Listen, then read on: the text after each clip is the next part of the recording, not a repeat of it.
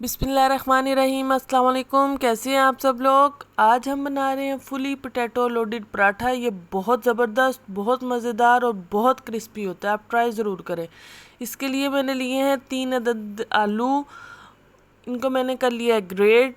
उसके बाद जो है वो मैंने इसमें शामिल की है 1 अदद प्याज। और उसके बाद मैंने इसमें की है सीजनिंग में मैंने डाला है नमक, मिर्च, अजवाइन, ज़ीरा, गरम मसाला पिसा हुआ और पिसा हुआ सूखा धनिया, सब्ज़ धनिया, हरी मिर्च और पुदीना। इन सबको अच्छे से हम जो है वो शामिल करके मिक्स करके अपना मिक्सचर तैयार कर लेंगे। आटा जो है वो इसमें हम स्पेशल गूँधेंगे। उसमें हम शामिल करेंगे नमक और कुकिंग ऑयल। और इसकी रोटी हम गोल नहीं बनाएंगे बल्कि ऐसे लंबी लंबी रोटी बनाएंगे।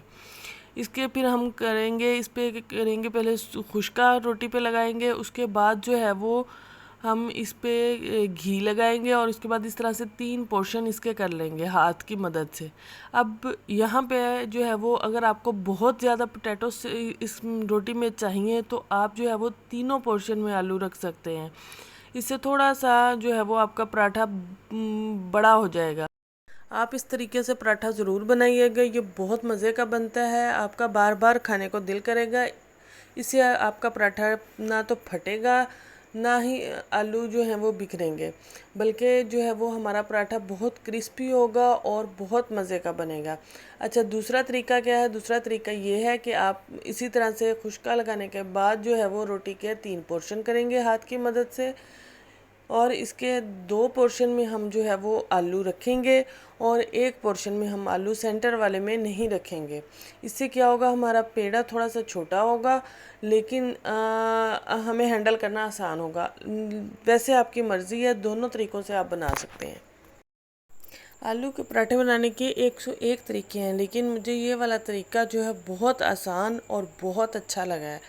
आप जो है वो ये तरीका ज़रूर ट्राई कीजिएगा और आपको ख़ुद भी ये बनाना बहुत आसान और बहुत इजी लगेगा। और जो न्यू कुकिंग करने वाले हैं वो ख़ास तौर पर इस तरीके से पराठे बनाएं, उनको जो है वो बहुत अच्छे उनके पराठे बनेंगे।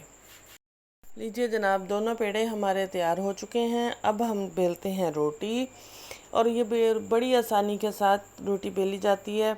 इसमें किसी किस्म का कोई मसला और कोई मसाइल नहीं होते हैं। जितनी मर्ज़ी आप रोटी पतली चाहे बेल सकते हैं और इसको फिर अपने घी से, बटर से, जिस चीज़ से भी आप फ्राई करना चाहें इसको फ्राई करें और इसको इंजॉय करें।